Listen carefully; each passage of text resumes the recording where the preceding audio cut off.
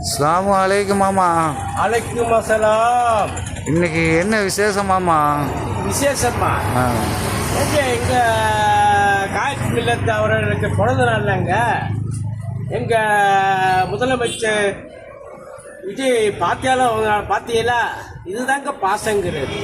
இஸ்லாத்தின் பாசம். இது வரைக்கும் யாராவது பாத்தியா ஓதுனாங்களா? ஆஹா, நம்ம இடம் இப்போ தாங்க ஒன்று கூடி இருக்குது.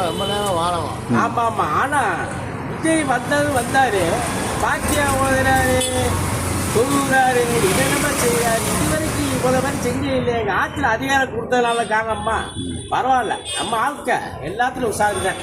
எப்போ கேப்பட்டு அப்போ கேப்படிச்சிக்குவாங்க. நல்ல விஷயம் தானே. அதனால்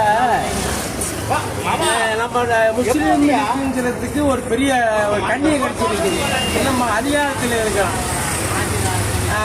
இப்போ எல்லாம் நம்ம தான் மத சார்பற்ற அழி நம்ம தான். அதனால் இது மதத்துக்கு எப்படி தெரியல, எங்கெங்கே போகுமோ எங்கெங்கே வருமோ. அதனால் மொத்தத்தில் இந்த அரசியல் வந்து பயணிக்கிற இந்த ஸ்கீமுக்குள்ள சிக்க கிடையாது.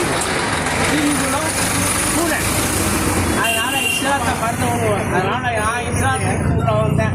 நான் இது சொன்னதெல்லாம் ஒரு கேள்வி இதுதான். ஆனால் இஸ்லாம் ஒன்று மட்டும்தான் என்னுடைய இலக்கு. அஸ்ஸலாமு அலைக்கும்.